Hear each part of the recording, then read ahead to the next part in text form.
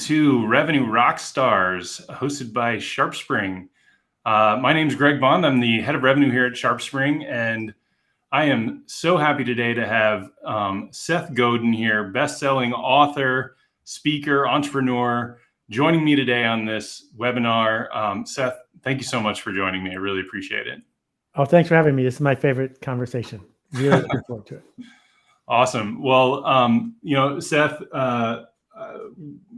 there's a lot going on right now in the world, right? With COVID hitting, and we've been in this very strange new world for 2 years or so now. And I'm really excited to have you on here to kind of talk through some of the things that we hear from our customers who work with our revenue growth platform and a bunch of the agencies and marketers that we work with. They're out there, they're struggling. They're kind of in it day to day. The go-to-market has changed for businesses, and everyone moved online, and it really added a lot of noise into that channel. And buying behavior just sort of fundamentally changed at the same time. And I'm just kind of curious, like from your perspective, what have you seen that has really changed fundamentally in the last couple of years from the aspect of kind of marketing and sales and revenue growth? Oh, so we're going to start with a very specific, easy to answer yes and no question. Yeah. First, thank you for having me, and thanks to everybody who's here. This is, we're all suffering from trauma from so many things, and the world has been upside down. And I hope that you and yours are finding some level of solace and comfort as we get ready for this revolution, because we are living in revolutionary times. And I guess I will capture this sort of moment by telling you about the supermarket that was near my house when I was growing up. And it had 6 checkouts, and one of the checkouts had a sign on it that said, it was a little picture of a candy with a line through it. Because at the checkout of every supermarket, they got all that stuff that you're looking at when you're checking out. Mm-hmm. And this one aisle had nothing that your kid would whine to buy. The other aisles were all about what's on the checkout. And what has happened to this thing that I used to call marketing, that some people used to call advertising, that is now this amalgam of digital marketing, advertising, hype, and promotion, is a lot of people think the only purpose of their day is to get in front of the checkout, to somehow hustle your way to get that easy, quick, last little sale. But what they forget is that the reason you went to the market in the first place, and the brands that are there for the long haul, that the companies that are making a difference and a profit, they're not the ones at the checkout. They're the ones that were worth traveling to go buy the milk for your family, or the carrots, or the Frosted Flakes. Because the thing that we get the chance to do is not somehow win some last minute auction for someone's attention, and not somehow sneak around and get their email address. The thing we have a chance to do is work that matters for people who care. That now that the gatekeepers are gone, now that anybody wants to make anything, can make anything and build a store around it, how dare we settle for a hustle that's going to last 4 days? I think that this is a moment a lot of people are waking up and saying, wow, I get to do something that matters.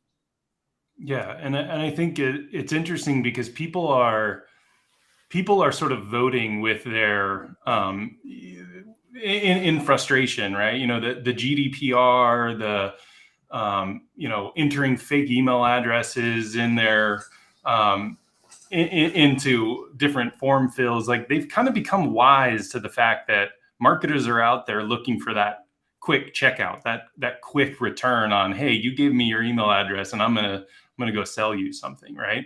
Has that, obviously there's an erosion of trust here, but what is it that marketers can do when they're trying to hit these kind of short-term targets and goals, to satisfy the CFO and the CEO, right? Like, they have short-term goals that they need to hit, but what can they do when they I think most modern marketers know that there's a long-term play here, but how do they focus on solving that short-term problem? So I'll be cynical to begin with, and then end optimistic. I wrote a book called Permission Marketing 22 years ago. Mm-hmm. And when I wrote it, it was considered revolutionary. I helped invent email marketing. And it was inconceivable in those days that brands that we cared about and trusted would hustle us, would steal our email addresses, would buy lists, would spam. And yet today, my bank, a multi-billion dollar bank, spams me on a regular basis because there's a corrosion. Because once you say everyone's doing it, then you do it too. And, the nonsense of that cookies warning that no one reads anymore, that has made no one's life better, and the GDPR and the rest of it is that it didn't make people less cynical. It made them more cynical. So I mourn regularly what this industry used to be. Like, we used to have a 75% open rate and a 33% response rate to the emails we sent at Yoyodyne. And it's because we were only writing to people who wanted to hear from us. And they were only writing back because they wanted to. Mm-hmm. The optimistic part of me says, and this is great news for anyone who has the guts to go the other direction. Because if you are a company that does things, and I know companies like this, that send a note when a year-long subscription is over that says, we're going to renew you next week unless you decide to stop. Or if you're from a company that truly honors when someone opts in and doesn't bother someone who doesn't. If you're a company that uses an SMS text just the way you said you would, when you start acting like that in a cynical world, that's unbelievable. That's like, walking around in a white bridal dress with trumpets playing, because people are like, holy moly, these people are legit. And so what I would say to your CFO is, if there was someone in your company that every night left with 20 laptops and sold them on the black market and kept the money, you'd fire them. And if there was someone in your company who clocked in and clocked out without showing up, you'd fire them. So why are you letting the marketing department use the one asset you own, which is trust, in a way that's a short-term hustle? Because that's the best way to destroy it. And I think that should be something that limits your career. You should be out of here if you're going to do stuff like that.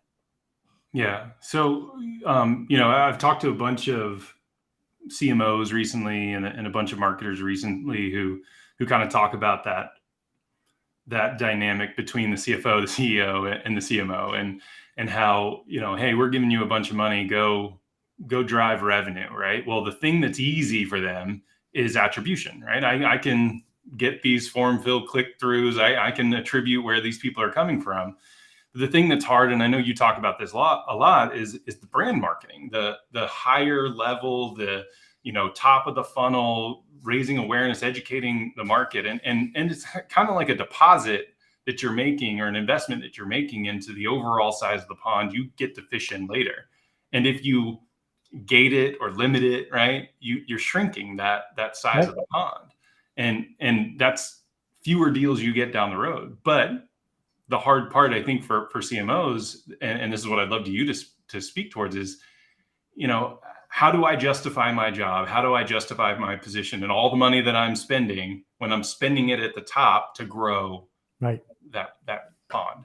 Yeah, but when back when we were selling email marketing and people thought we were clueless, we could measure everything, and people, whatever numbers we brought back, which were off the charts, they would say, "Well, that's not enough." I said, "Well, what are the numbers on your TV ads that you're running? Because you spent more on TV in the last hour than we're asking you to spend this year." Well, we don't measure TV because you can't. Exactly. Yeah. So just because you can measure something doesn't mean you should, because you might not be measuring the right thing. A fairly well-known company just sold for $12 billion. And one of the ways they got that exit was by sponsoring every podcast they could get their hands on for 3 years. And there was no useful attribution in that, because no one who's driving their car or working out at the gym is going to stop what they're doing and start typing in an attribution code.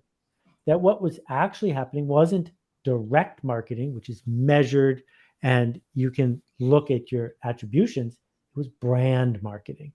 What is your story? What do you stand for? And it's that posture that comes from confidence and generosity. That's what makes brands for the future. It's what built brands of the past. And just because some people are having the short-term success with spending $1 and making $2, it's not steady. It doesn't scale. Mm-hmm. And you've mentioned it a couple of times in this conversation, and I know you talked about it a lot. You talk about trust, right? Like, trust is trust is really what people are buying, right? They want to trust the person that you're going to help them solve their problem, right? And I think it seems today that the consumer has a lack of trust in brands. And why do you think that is? Where is that coming from?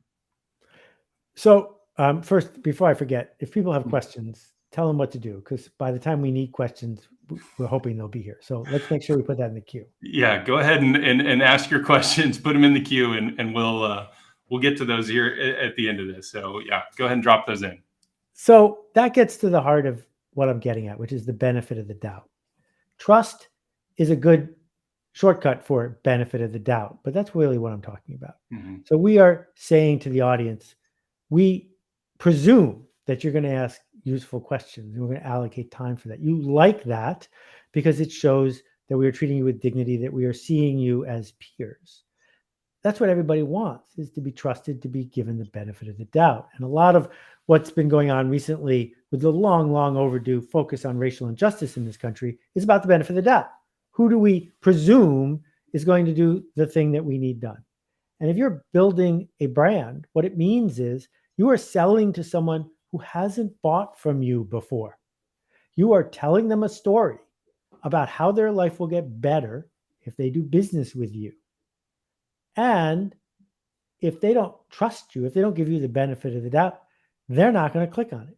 So when I was a little kid and got Boys Life magazine, there were all those great classified ads in the back. And one of them was for those x-ray specs where you could put these glasses on, you could see a skeleton hand.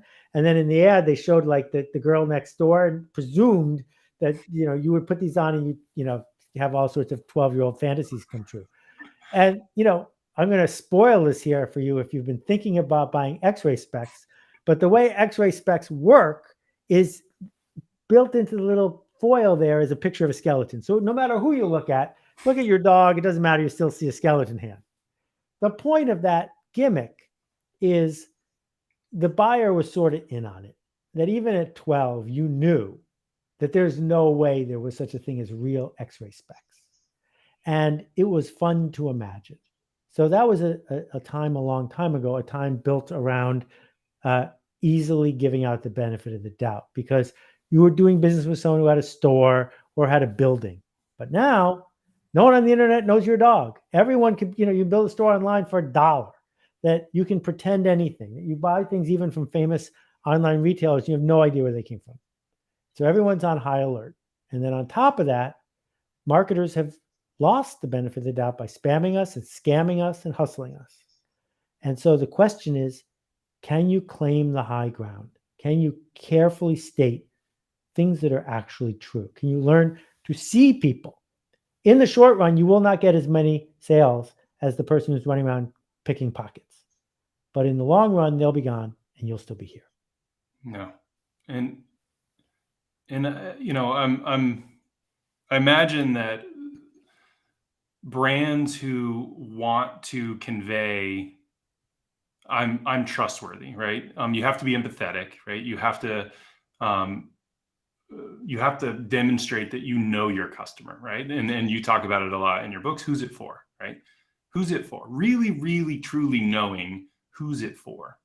So as a marketer, when you look at your target market, the people that you're going out to, I think marketers, they take the easy way out and they start broadcasting messaging that is brand centric instead of really digging in and understanding their customers. Can you maybe give us a couple of tips or a couple of tricks or a couple of ways in which we can really try to reach in and really get to know our customers well enough that we can earn their trust?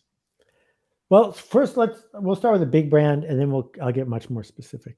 You may have heard about a guy named Duncan Hines. He was a real person. I could talk about Duncan Hines all day, but one of the things that Duncan Hines helped pioneer along with his friend Betty, who wasn't a real person, was cake mix. And when cake mix first came out, it was for everyone. And the way it worked is you took the cake mix, you added water, and you put it in the oven, and it didn't sell. And then they figured out they should take out the eggs and the oil. And in order to make cake mix, you needed to add eggs and oil. And sales went through the roof. because you know who it was for? It was for a busy homemaker who didn't want to be told that she was so busy she couldn't make a cake for her family. And giving that person, trusting that person enough to find eggs, find oil, and mix it together properly was magic, because now that person felt seen. They were saying to themselves, I'm still a homemaker, even though I'm working outside the home. I'm still a homemaker, even though I just got back from whatever, soccer practice. And that is transformative, because if you trust your customer by seeing who they are more likely to feel seen and trusted, and more likely to trust you. Now, when I talk about the smallest viable audience, what I'm saying is not make your business small. I'm saying make your business specific. And a lot of people have a lot of trouble with that. So someone says, oh, you know what I do? I make glasses. Who are they for? Everyone with eyes. Well, yeah, there are a lot of people with eyes, but that's not going to help you succeed. On the other hand, if you say, I wrote a book, who's it for? I only needed to sell 200,000 copies in the United States for that to be a huge bestseller, right? That's less than 1% of the population. To a rounding error, that's zero. I have 0% market share with that book. It's enough. And so being very specific about what does this person believe? What are they troubled by? What are they afraid of? Who do they trust? What are they leaning into? Can you narrow it down to just 1,000 people? Because I'm guessing the people on this call, you probably didn't make 1,000 new sales today. If you can tell me who those 1,000 people are and ignore everybody else, you have a better chance to trust and be trusted. So I think, there's been a lot of talk and a lot of interest lately in ABM, account-based marketing, and targeting accounts and reaching out to them. And it sort of flies in the face of permission marketing, basically tapping somebody on the shoulder and saying, hey, I'd like to talk to you about this. Even if you ask permission at that point, you've still broken that trust by, reaching out in the first place. And I'm sure you get it all the time. I get it all the time. LinkedIn and, everybody's sending out messages. They're coming from everywhere and nobody is responding. The conversion rates are incredibly low. Why does everybody keep doing it? Why is everybody flocking towards account-based marketing and sales? Okay, well, most people don't want to lead, they want to follow. And most people would like a job. And it was fascinating to watch in the early days of Twitter when there were only thousands of users, not even millions. And the conventional wisdom began to spread about how you were supposed to use it. And instantly, everyone started using it that way. And, I don't use Twitter, and everyone said, you're using it wrong. And I don't use Facebook, and people said, you're using it wrong. It's okay to use it wrong if it's helping you and helping the user. But what these people are doing is they have been brainwashed from a young age to be cogs in the system. And this is the current system. And what I say to those people is, you don't have to do that for a living. And every day you do it for a living is a day you are giving up who you were seeking to become. And so the answer, which is what I said to big companies in the year 2000, is if you're the person with your hands on the machine, don't send spam. And if your boss says send spam, say no. Because if you say yes, now you're a spammer. And the same thing's true if you're using programmatic asks and churning your way through some sort of system, is you've given up your agency. You've given up what you stand for. Don't stand for that. Stand for something better than that. I love it. So we just sort of talked a lot about, the erosion of trust and how that sort of came about. Like, is there anything specific that marketers can do today, tomorrow, this week, this year, to regain that trust? Is there anything, any tactic that you can recommend that, hey, this will help you regain trust of your audience and help cut through the noise and start to make a difference? Well, we haven't talked about the biggest thing, and we can skip over the biggest thing after I say it, but the biggest thing is make better products and make a better service. That everything that touches the market is marketing. And the thing that touches the market the most is what you make and how you make it, which means everyone in the company works for you. The way you answer the phone, the stuff you dump in the river, your pricing, those are all marketing choices. So my friend, the late Tony Hsieh, built $1 billion company by doing customer service in an unreasonable way. The record, I think, is 9 hours to spend on a call calling Zappos. And it's not reasonable to spend 9 hours on a customer service call. But by being unreasonable, that became the product of the company. The shoes were the souvenir. You can get shoes from lots of places, but you can only get what Zappos was giving you from Zappos. And I go down the list of companies big and small that have figured out that that's what they sell. That someone's going to sell something just like yours cheaper on Amazon. For sure. It's a race to the bottom. Do you want to engage in a race to the bottom? Because you might win. And the alternative is to race to the top. So that's the first thing, is to change the product or the service. And then the second thing, let's stick on that for a second, and I'll come back to the second thing, because I do think that is an interesting, it's an interesting thing. And I think many of the people on this call probably, and I'm guessing there's a lot of marketers and salespeople, sales managers on this call, but how can a marketer impact product, right? Like what are the things they can do to impact like how the product is delivered and what the product is, right? Right. So either you're a cog in the system or you're a leader. If you're a leader, you have something no one else in the organization has: contact with customers. So start talking to customers and recording it. Make a 2-minute supercut reel of 15 of your customers complaining about something that's not good in your company, and start playing that in meetings. And by bringing the customer into the meeting, you are now leading the organization, because they will stop making the thing that everyone hates as long as it's really obvious to them that it's getting in the way, right? That what happened at Volkswagen? Where was the marketing department when they saw that Volkswagen was faking its emissions data? Why weren't they saying, our customers will hear of this, and when our customers hear of this, it will cost us billions of dollars? That's their job. I didn't say it was easy, but it's their job.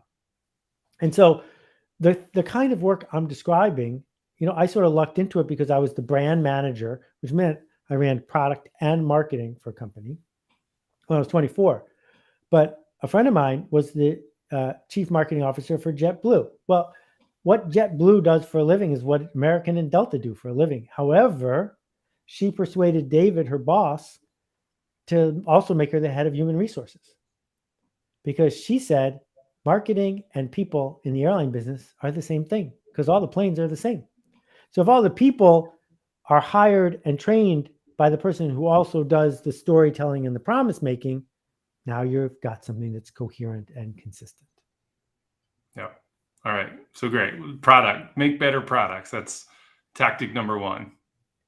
And then the second thing is to realize that unless you make brown rice, black beans, or a shelter, everything you're doing is a story. That people don't need what you sell. They might want what you sell. And wants have stories in the middle. And you get to alter the experience and the way that you talk about it. So, if we look at how a successful Kickstarter succeeds, one of the reasons it succeeds is because the story, the scarcity, the virality of it is so integral to what you're making. So all of this requires you to realize that you're not just saying, if you want average stuff, we got average stuff. Because if you say that, you're in the hustle business. You've got to be able to say, the only people who can give us what we give you is us. And the only people who want what we make is you. And if you can have that system in place, you got a shot. Yeah, along those lines, there's actually some questions coming in here, and I saw one pop up that from Nathan Nazario that I thought kind of goes along the lines of what we're just talking about here. Is he's asking, what's the best advice for finding your authentic voice, authentic marketing voice to build trust? I love this question because it always gets me into a fight. Authenticity is nonsense. Your customers do not want you to be authentic. Maybe your spouse does, but that's about it. When we buy something, when we follow someone, when we listen to something, we don't want the authentic version of them. We want the best version of them. That, if you're going to go out and buy the new Taylor Swift album, you don't want it to know that it's not that good because she had a cold that day. You want the best faked version of Taylor Swift that is available in this moment. And the same thing is true for McDonald's, but it's also true for the local high-end restaurant. If the chef's having a bad day and had a fight with her spouse, you still want it to be delicious. So let's replace the word authentic with consistent. What do we sound like when we sound like us? How can we sound more like us? Howard Schultz famously shut down Starbucks a couple years ago for a day to train everybody. Well, do the math. You could have just trained them in 3 shifts and not shut down. Why shut down? Because you're going to send a message. And the message you're going to send to your people is the same message you send to your 4-year-olds on a trip. Don't make me pull this car over again, right? That what we're saying is if we don't sound and smell and feel like Starbucks, we got nothing. So we're going to shut the whole place down to remind us what it even means to be us. Yeah, to be the consistency in your messaging, right? A couple years ago, I was at a conference and I heard the CMO from REI talk about the fact that they shut down on Black Friday so that their people could, take the time off and go outdoors. And, as a retail store, everyone looked at them like they were crazy, but it was consistent with their brand message and their sales increased even though they shut down on Black Friday. Correct. It's amazing. Yeah. Consistency, right? I agree with that. I think you're right. When you first said authenticity, I was like, I don't know, but I think you're right. Consistency is more important. So thanks for that. All right, let's see if there are any other questions. There's one from Barbara Casey. I was hoping you would pick that one. So how do you reach out to a cold contact, Seth? Oh, Barbara. They're not a contact if they're cold. They're an innocent bystander. Now, there's a difference, a very big difference between people at work and people at home. If you're at work and you are the purchasing manager in the apparel department of Ralph's Big and Small shop, it's your job to have people reach out to you with new kinds of clothing. That's not spam. That's your job. There's an engagement there. If you go to a trade show and you walk past a booth and someone says, "Excuse me," there's nothing wrong with that. That's why you went to the trade show. On the other hand, if you're a lawyer and you're running around waiting for people to trip and fall and then running up to them and throwing business cards at them, that's not okay. You will not be a respected, high-profile, trusted lawyer if that is the way you're going to get clients. So I begin with this. Just because it might be legal and technically feasible for you to reach out to someone doesn't mean they're your contact. It means that you're being a little lazy. If Steven Spielberg dropped his cell phone and you picked it up before it locked itself and you had access to his whole Rolodex, you can't pick up the phone and call Amy Irving or George Clooney just because you have their phone number. It's not going to work because you didn't earn the reputation. And that what makes somebody who is successfully at the center of a trust circle successful is they've earned it. So the alternative, I have a blog post you can read on this, is called First 10. And it's really simple. There are 10 people who trust you enough to listen to what you have to say. There are 10 people who will happily hear your pitch. After you do that, then what happens? Well, if it's really good and really focused and really beneficial, they'll tell the others. And if they don't tell the others, make it better. And this is the advice I give to authors all the time. Write your first book and send free copies to 100 people. If no one writes back saying, "Do you have any more?"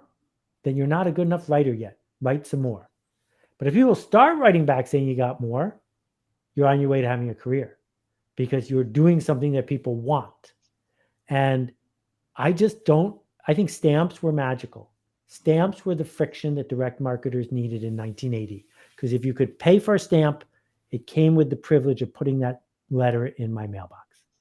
But there are no stamps with email. And there's no stamps really on LinkedIn or social media. So don't pretend there are. Instead, figure out how to get people to hear about you from someone they trust, as opposed to being bothered by you. So interesting. And I love that you say, just get started. Just start doing it. Do it a little bit, grow it a little bit more, get better while you do it. But I think it's interesting because when you really look at a B2B business, or anyone who's trying to grow and scale their business, if they're not doing inbound, which I think is a lot what was happening during COVID, a lot of people hadn't really embraced digital and inbound, and they started throwing money at inbound, and it was expensive.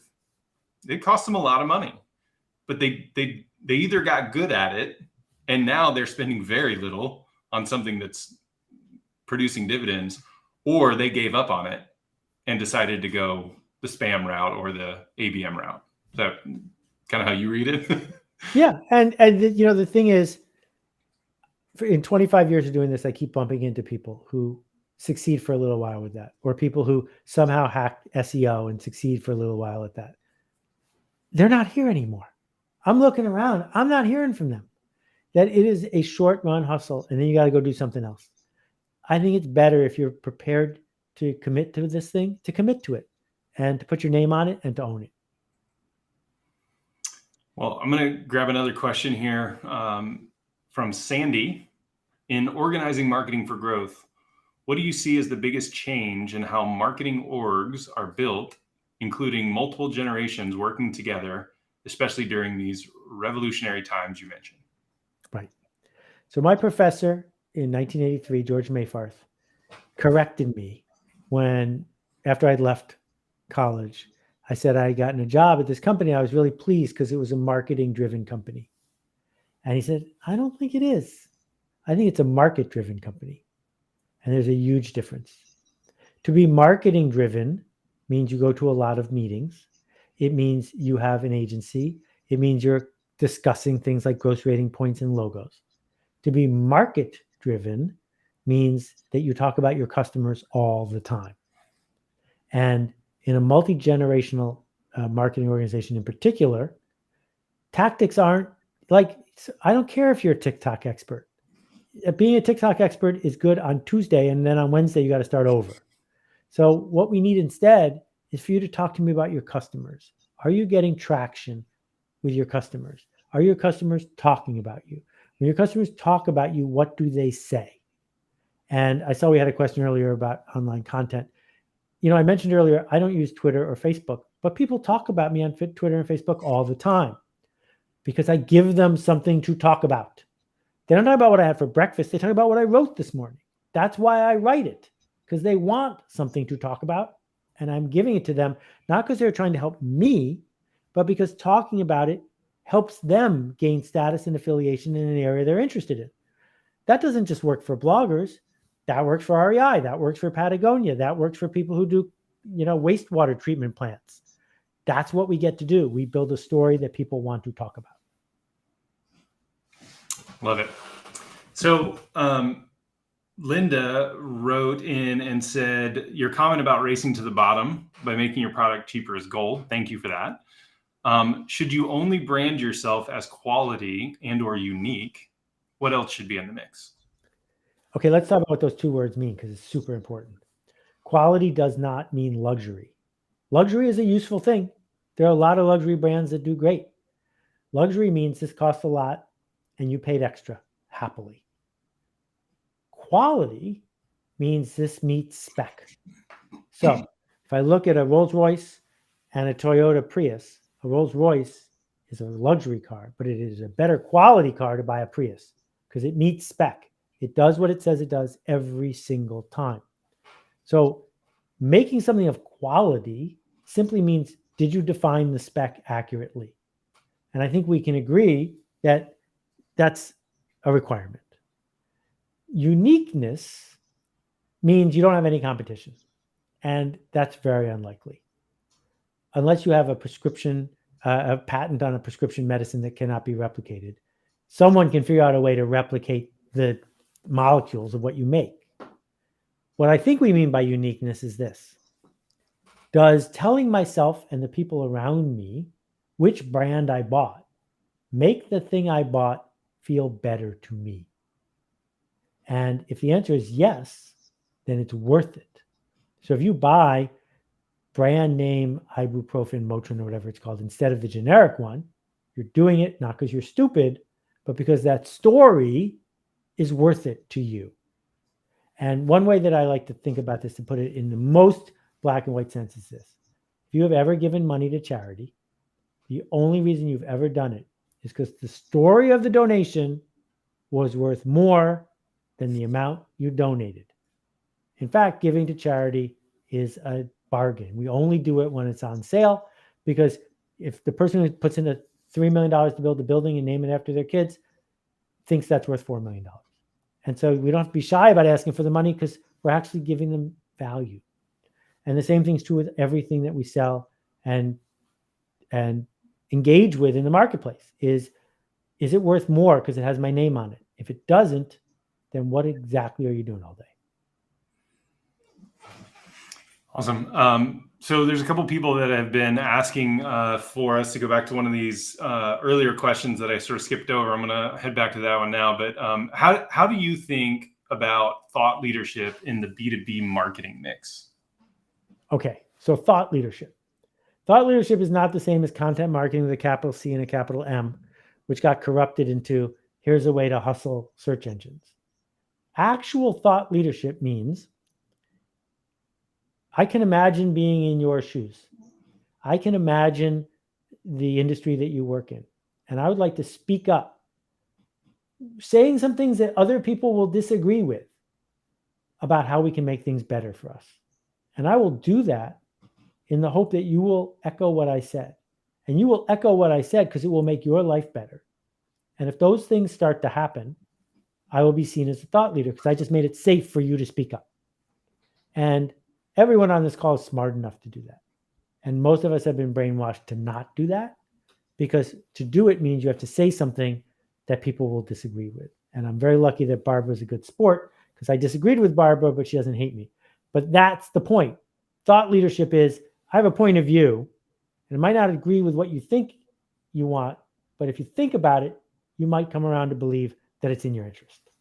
And there's sort of a related topic that I want to dive into there a little bit more, Seth, is when we talk about thought leadership, I know a lot of brands will go, well, yeah, we put out a lot of thought leadership, and then we put it behind a content gate and we need your email address. Is that thought leadership? Well, it might be. I mean, so one of the ideas in permission marketing was there are lots of reasons why someone will trade you their attention. And so if you say to people, give me your email address and I will send you this thing of value, maybe they will, particularly if you say, and then you will get other things of value in the future. I value your attention enough to make that transaction. But if you're just going to hold it hostage, then people are going to use Mailinator or something else to get what they want and then go away. It's really permission if you earn the ability to have follow-up. Now, when we think about institutions that are changing their industries by speaking up, and I'll use Patagonia as an example. Patagonia, well, they used to make pieces of metal for rock climbers who didn't bathe very often, and that was all they did. And now they're clearly a leader when it comes to sustainability and actively working on issues around climate. Well, not everyone wants to hear that. I don't know why, but not everyone wants to hear that. And the people who do are eager to hear more of it. And it would make no sense to hold that hostage for an email address. So a couple more questions here. There's a study that I saw recently that talked about CMOs and how their tenures is decreasing significantly. And, with everything going on that we talked about earlier in this, all the struggles that people are finding, I mean, I can't imagine that there aren't CMOs out there that have kind of either figured it out or at least making good enough inroads into be able to prove to the CEO and CFO that they're doing what they need to be doing. Why are CMOs and why is their tenure shrinking so much? Why do you think? Right. So the last data I saw is 18 months at big companies. This has nothing to do with the quality of the people. It has to do with the mistake that the organizations make and the fact that the CMOs play into it. The mistake is, oh, you mean we trade you money and you magically grow our business? We'll do that deal, and you can go to fun meetings and you can change our logo and you can have an agency, but you need to keep that promise. And it takes a year for the CEO to realize that promise isn't going to come true. and 6 months to find a replacement. And so boom, you're out. Don't make that deal. That's not what the CFO doesn't say to the CEO, let me do whatever I want for a year and a half and the stock price will double, because that's not how it works. And so the promise that the CMO has to make is A, everything is marketing, which means anything this organization does that touches the market, I need to have my fingerprints on. And 2, marketing is about telling a story that's unique and a story that builds over time. And you will be able to measure our ability to tell a resilient story, not because our numbers go up, but because the feedback, the quality of conversation, the side effects of what we do show it early and often. And we'll compound that. We're not here to run a slot machine.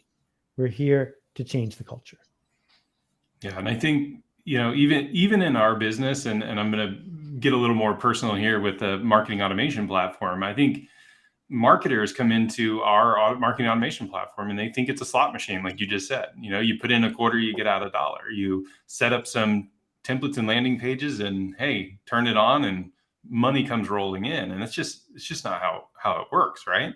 And so what do you say to people who, maybe that was their original thought process around this, but let's change their paradigm. What should they be doing when they have a tool like a marketing automation tool? So I am so lucky that I grew up as an intuitive marketer who showed up in person. That you need to figure out how to go to the bus station, if there's still a bus station in your town, with a $10 bill and see if you can sell it to someone for $5, because most people will have trouble doing that. You need to figure out how to get on a StreamYard and make a streaming video with 10 customers watching until someone, after hearing what you had to say, buys from you. That this idea that we can look someone in the eye and engage with them is totally different than saying, I'm going to send $400,000 to Facebook and I expect to get $600,000 back. Why? Right? You wouldn't click on those ads. Why are these people clicking on those ads? And this still gets back to guts. It gets back to generosity. Do you have the generosity to do something that might not work on behalf of your customers, to do it with them, not to them? I love that. Love that. There's a question that Aaron wrote in about earlier, and I'm going to expand upon it a little bit, but she said, marketing seems to operate in a silo in many companies. How would you advise marketers to involve cross-functional teams in the company's marketing strategy? And my expansion on that is, talk as well about this historical divide between marketing and sales, where they point at each other and say, well, no, the leads suck. Well, no, you're not doing your job. Okay, a couple of stories to start with. Ike Sewell, the famous Cadillac dealer of Dallas, #1 Cadillac dealer in America. What he did is every 3 months, he made his sales manager and his service manager switch jobs for a week. And so for a whole week, the sales manager was hearing in the service bay, wait, the salespeople promised me this. And for a whole week, the service manager was hearing in the thing, but your service people, blah. And the humility that it caused was spectacular. And my career changed when I spent Christmas Day, 1983, answering the phones at Spinnaker Software, because every single family that had software that didn't run, we'll just call the number, see what happens. And I was the only person sitting there. And I learned a ton. And my writing, my manuals, everything I did got way better because I was in front of that. And so I think if you're serious about cross-functional, go get serious about cross-functional. You should be sitting with the people who design the car, not just wait till the car comes off the assembly line. Awesome. So we had a question in here, and it kind of talks about some of the things we talked about earlier with trust and regaining trust of your audience. And Savesh, I think is his name. I'm sorry if I messed that up, but Savesh said a lot of brands adopt causes to fast track their credibility and trust with their audiences. And his question is, do customers see through that? And I think even beyond causes, right? I think the customers today are savvy enough to see through when a brand is doing something for themselves and not for their customer, right? I mean, this is happening everywhere. This is why we talk about there's a lot of noise in the channel, right? Brands are putting themselves first and not their customers first, right? When you talk to people in the old days about TV advertising, everyone hated TV advertising except for the ads that they liked. And everyone is skeptical of other brands except for the brands that they like. And I don't really believe that, with the very few exceptions like Patagonia, that the brand, I don't believe Apple cares about privacy at all, for example. I think Apple said, our data shows that we got a leg up over Google if we profess to care about privacy. But if we are consistent about it, people who want to believe us will believe us. And so you're performing a service. So I'm not saying that any of these brands are charities. What I'm saying is that you have a chance to act on behalf of the customer in the short run when it's painful for you, and in the long run, come out ahead. But as you pointed out so beautifully, if all a brand is doing is hustling people by, sending a nickel to a charity, I don't think that works on anybody anymore. No.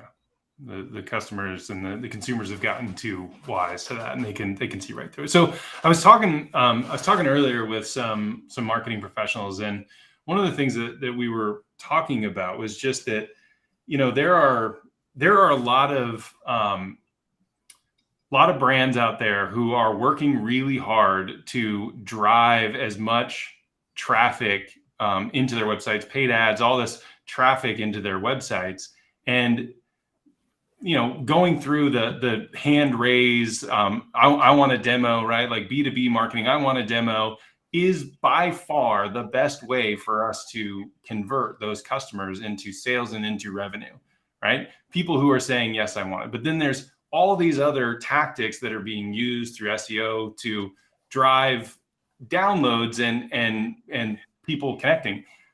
Which one of those, or what's the difference between, if you count them both as MQLs? Is one an MQL? Is one not? Is one a lead? Is one not? And is that even the wrong question altogether? Should we just be saying, hey, if they're interested in talking to a salesperson, that's a person who you want to capture? Yeah. No, you nailed it. And the word I use for this is enrollment. Enrollment has been corrupted by public school because every kid has to be enrolled in school. But what I mean by enrollment is someone who wants to. So if you think about, how would you create a baseball fan? Well, one way you could do it is by teaching the history of baseball, then having tests about baseball, and then having more tests about baseball, and then letting someone go to a baseball game. That is a really stupid way to make baseball fans. But that is the way school works. And when we're talking about marketers and selling, if someone is interested in going where you are going, you don't have to hustle them. You don't have to say that's where we're going. And this goes back to the idea of the smallest viable audience. You say, we're going over there, and you mean it. The people who are going over there will want to come with you. And it doesn't make any sense you have an airline to try to persuade people they want to go to Puerto Rico. What you need is to find the people who want to go to Puerto Rico and let them know that's where you go. Right. So there's another question that came up that's kind of similar to one that I asked earlier, and I'm just wondering if there's a slightly different take on it. John asks, interesting take on the CMO. In a profit-driven world, how do you convince a CEO to commit to those objectives without impact to revenue? Right. Well, I think this is the question, right? How do you get that CEO to say, go ahead, do the brand building stuff, spend that money on it, and not look at the marketing and the CMO and say, hey, you're not driving revenue? Yeah. Well, you're a marketer. So your job is to tell stories that are true, that change people. And it depends on how much enrollment you have from the CEO. But I'm imagining you invite the CEO to lunch in your office. You have three kinds of, Absolute vodka. You got George Clooney's branded tequila. You got Domino's pizza and, place settings from some fancy French brand. And you say, you know what? Every single one of these brands is worth more than us. And everyone became worth more than us without doing $1 of behind the scenes black arts hustle. They all did it by building a brand that stood for something. And when you think about where this company is going, when you talk to our investors, when you talk to our partners and our customers, what kind of words do you use? Are you trying to win the gum at the checkout sweepstakes? Or are you trying to build a brand that people would miss if it were gone? Because if you're trying to do the second thing, that's what I'm here to do. Take a look. It works. It just doesn't work paying for itself on a daily basis. It works because we have the guts and the resources to get to the other side. Yeah, and I'm assuming that if you're doing this correctly, your sales team probably feels like they're just getting really good at sales. I mean, they're pointing at all the deals coming in and saying, "Man, I don't know where this deal came from. Showed up on the last day of the month," right? That's what it feels like when you're doing this correctly. Yeah, I mean, if you want to have some fun, look at all the people who say they were integral to the growth of Google on the sales side. The number of people who say, I was a salesperson at Google, I made all the difference. Nah, they just answered the phone and took orders. All right, I'm gonna see if I can find a couple more questions for us, Seth, before we wrap up here. Perfect. Let me see what we have. All right, how about Permanente Medicine says, how do you think about using personas to describe your target customers? Okay, so a persona is insider marketing shorthand for a stereotype. And stereotypes are toxic and horrible when we use them to hurt other people, to leave people out. But internally, calling somebody, obsessive Otto, and saying obsessive Otto is the kind of person who notices typos on our website. Obsessive Otto is the person who puts into their calendar when the subscription expires, and on and on and on. That's a persona. And there is no one in the real world who is exactly like obsessive Otto. But having that person as a paradigm for the kind of thing we are trying to do, person we're trying to serve, enables us to please a viable part of the market. And so, if you go a couple years ago when I was back flying, I had a couple hours in Pittsburgh. So I went to see a Pittsburgh hockey game. I'd never been to see one in Pittsburgh. I grew up in Buffalo. And there are a lot of persona-driven characters at a Pittsburgh Penguins hockey game. And you can see they're parodies of themselves. How did they become that? They became that because the organization gave them the tools to become that. It made them into heroes. It sold them the gear to become that. And the way it feels inside the arena is totally different than it felt at a hockey game 40 years ago, because they decided which personas they wanted in the room. And the same thing can be true for just about any company you want to deal with. I buy my spices from a company called Burlap and Barrel. And, you get a thing about this big for $7. You could definitely get cheaper spices, but they don't want you if you want cheaper spices. They want someone who wants to know the first name of the person who grew that pepper. And by knowing the persona and making something for that persona, they make it more likely that that persona will show up.